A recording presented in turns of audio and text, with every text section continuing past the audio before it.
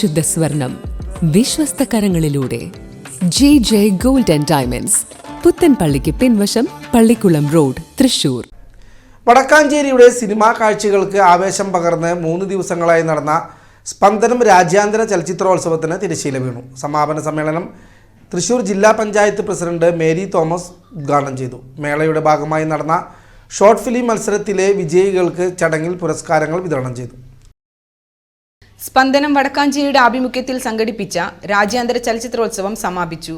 3 ദിവസങ്ങളിലായി ലോകോത്തര സിനിമകളും പ്രാദേശിക സൃഷ്ടികളും പ്രദർശിപ്പിച്ച മേള വടക്കാഞ്ചേരിയിലെ സിനിമാ പ്രേമികൾക്ക് വലിയൊരു വിരുന്നായി മാറി. സമാപന സമ്മേളനം ജില്ലാ പഞ്ചായത്ത് പ്രസിഡന്റ് മേരി തോമസ് ഉദ്ഘാടനം ചെയ്തു. ചലച്ചിത്രോത്സവവും നാടകോത്സവവും എല്ലാം വടക്കാഞ്ചേരിയിൽ എല്ലാ വർഷവും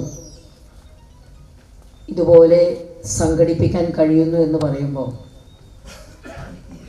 അത് ഈ കാലഘട്ടത്തിൽ ഏറ്റവും ഉദാത്തമായിട്ടുള്ള ഒരു പ്രക്രിയയാണ് എന്നാണ് എനിക്ക് തോന്നുന്നത്.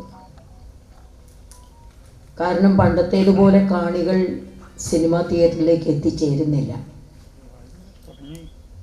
നല്ല മൂല്യമുള്ള സിനിമകൾ രംഗത്തിറക്കിയാലും പലപ്പോഴും കാണികളില്ലാത്തതിൻ്റെ ഭാഗമായി അത്തരത്തിലുള്ള ചിത്രങ്ങൾ വലിയ രീതിയിലുള്ള നഷ്ടങ്ങളിലേക്കൊക്കെ പോകുന്ന വാർത്തകളാണ് ദൃശ്യ ശ്രവണ പത്രമാധ്യമങ്ങളിലൂടെയൊക്കെ നമുക്ക് കാണാൻ വേണ്ടി കഴിയുന്നത്.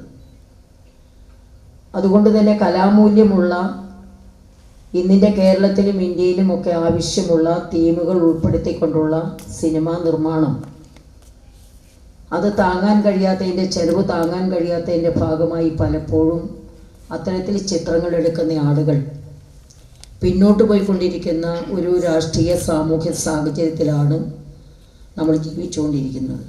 സ്പന്ദനം ചീഫ് കോഓർഡിനേറ്റർ ജി സത്യൻ അധ്യക്ഷത വഹിച്ച ചടങ്ങിൽ പ്രശസ്ത സംവിധായകൻ ഫാസിൽ റസാഖ് മുഖ്യാതിഥിയായിരുന്നു. മേളയോടനുബന്ധിച്ച് നടന്ന ഷോർട്ട് ഫിലിം മത്സരത്തിൽ അനിൽ പരക്കാട് സംവിധാനം ചെയ്ത കുഞ്ഞൻ 1ാം സ്ഥാനം നേടി. സുധീഷ് ശിവശങ്കറിന്റെ സർപ്രൈസ് 2ാം സ്ഥാനവും KG സന്ദീപിന്റെ സ്മൃതി 3ാം സ്ഥാനവും കരസ്ഥമാക്കി. വിജയികൾക്ക് മെമന്റോയും ക്യാഷ് അവാർഡും നൽകി ആദരിച്ചു.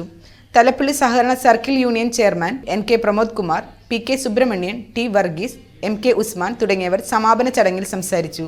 വരും വർഷങ്ങളിലും വിപുലമായ രീതിയിൽ ചലച്ചിത്രോത്സവം തുടരുമെന്ന് സംഘാടകർ അറിയിച്ചു.